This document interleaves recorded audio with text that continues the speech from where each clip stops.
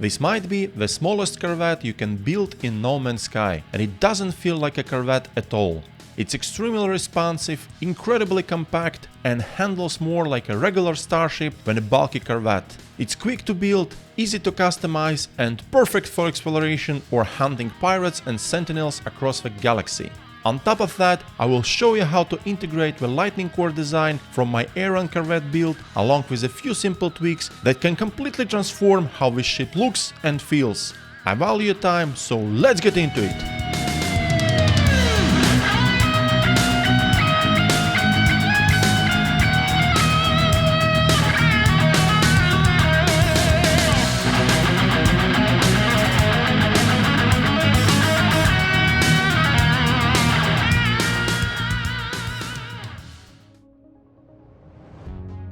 This design is built with purpose and precision. Every module either improves functionality or contributes to the exterior shape. No multi-floor mazes, no awkward stairs, no clutter, just clean structure and pure efficiency. It's lightweight, fast to assemble, and delivers strong performance without wasting space. You get instant cockpit access, clean utility, and a layout that simply works. The build is beginner-friendly and surprisingly quick. I will use a few advanced building tricks, but will explain everything clearly, so even if you've never built a Corvette before, you will be able to follow along. Many modules can be purchased directly with units at the Corvette workshop terminal, and the advanced ones can be exchanged through the terminal's trade option, so there is no need to hunt for specific parts. Now let's break down the modules and the reasoning behind each choice.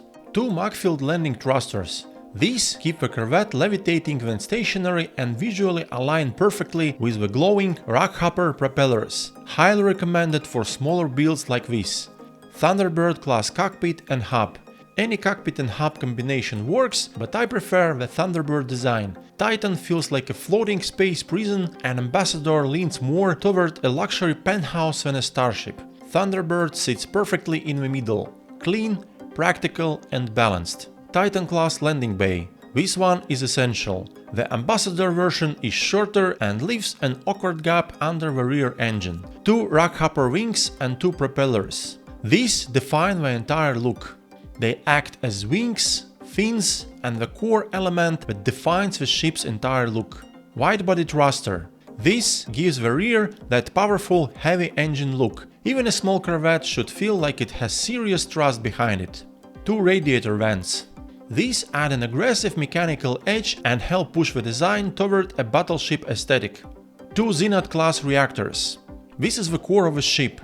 While there are better options for pure performance, like the Medusa-class reactor for maneuverability, the Zenith reactors serve an important purpose here. One of them perfectly fills the gap between the ship's structure and the wide-body thruster, while the other is used for symmetry, making the entire reactor section feel complete and visually unified. In testing, nothing else fits as well visually and functionally. On top of that, the warp efficiency and hyperdrive bonuses are still solid. Azimuth class reactor, a very practical and great looking module. It reduces launch cost, improves pulse efficiency, and replaces the need for a launch auto-charger upgrade, freeing up a tech slot. You could go for triple Zenith for pure aesthetics, but the Azimuth class reactor provides more overall value. Cargo link. This is mostly decorative, used to match the round shape of the Rockhopper propellers at the front. I tested multiple options, and this one fits the most naturally. It's not essential, so feel free to replace or remove it. Now for weapons, where things get really interesting. No matter what you do, the default irremovable photon cannon is always present in the Corvette stack. At the same time, any weapon modules you add visually don't limit what you can actually equip later in the tech slots. So instead of mixing weapons, I went all in on photon cannon. I installed 2 photon cannon arrays and focused entirely on maximizing their performance. With the best X-class upgrades, the results were surprisingly strong, even better than expected. We will get back to that later. So for this build, we only installed 2 photon cannon arrays. Now that you understand every module choice, let's build the smallest Rockhopper Corvette.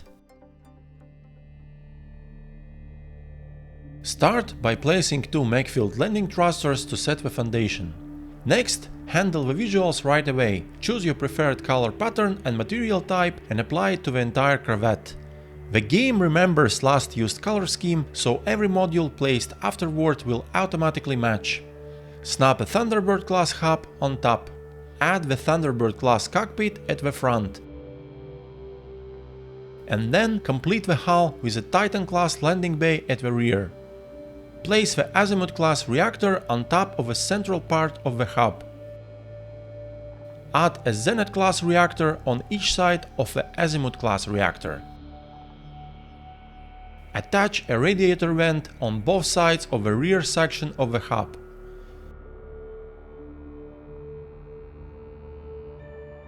Attach photon cannon arrays to both sides of the front section of the hub. Now attach Rockhopper wings on both sides, connecting them to the rear Zenith class reactor and the Azimuth class reactor. Flip the modules with E. After that, attach Rockhopper propellers on both sides to the front Zenith class reactor. Insert a cargo link into the front Zenith class reactor and complete the build by attaching the widebody thruster to the rear Zenith class reactor. Right-click to exit the workshop, select Finalize current design and add the new Corvette to your collection. Just make sure you have a free slot in your Starship fleet before you do. That's it! Fast and easy. For the interior, keep it light. Too many modules can cause interaction overlap, especially near the pilot seat. I recommend a mission radar for Quicksilver missions and maybe a weapon rack if you switch multi-tools often. Place them in the rear to keep cockpit access clean. Now take it for a first flight. Even at base C-class with no upgrades, it feels responsive and easy to handle. That compact hull size makes a huge difference. Once fully upgraded, with around 15 to 2000 maneuverability, it genuinely feels like a regular Starship. That's where the build really shines. The view is also clean in both first and third person, with nothing blocking the cockpit. Before we move on to upgrades, let's see how a few simple tweaks can completely transform this design, including the addition of a lightning core. Now this is where we use some advanced build techniques and a few additional modules to create temporary connection points, then remove them to snap modules exactly where we want. To install the lightning core, edit the build and remove all reactors and the cargo link with X. Next, add any class walkway on top of the front part of the hull and another on top of the cockpit. These are required to create a connection point for the twin dynamo jets. Remove the first walkway by targeting it and pressing X. Then attach the twin dynamo jets to the walkway placed above the cockpit. Now place a Ceto class reactor adjacent to the walkway and directly into the twin dynamo jets. The game will allow this placement. Then place another Ceto class reactor in the rear part on top of the hub, extending over the Titan class landing bay and slightly overlapping the first reactor. This overlapping trick aligns both reactors perfectly across the hub and landing bay, creating a clean twin reactor core with flickering lightning arcs inside the ship. Now for the front, you have two customization options. First, you can simply remove a walkway on top of the cockpit if you are happy with how the Corvette looks from the front this way. If you feel like the design loses a bit of structural integrity, there is another option.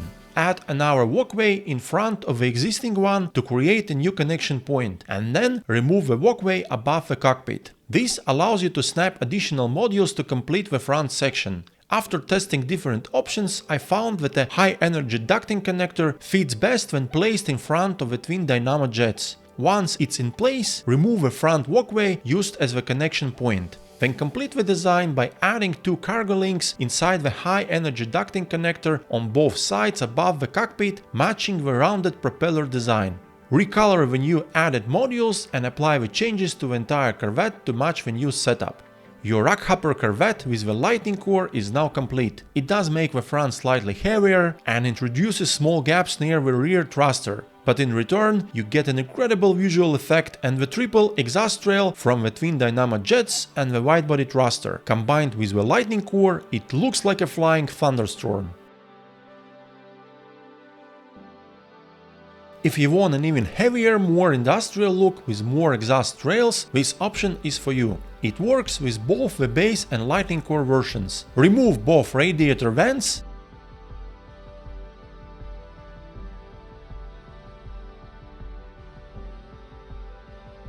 and snap Thunderbird landing thrusters on each side under the Rockhopper wings. Make sure to flip them correctly so they align with the hull. Recolor and apply changes.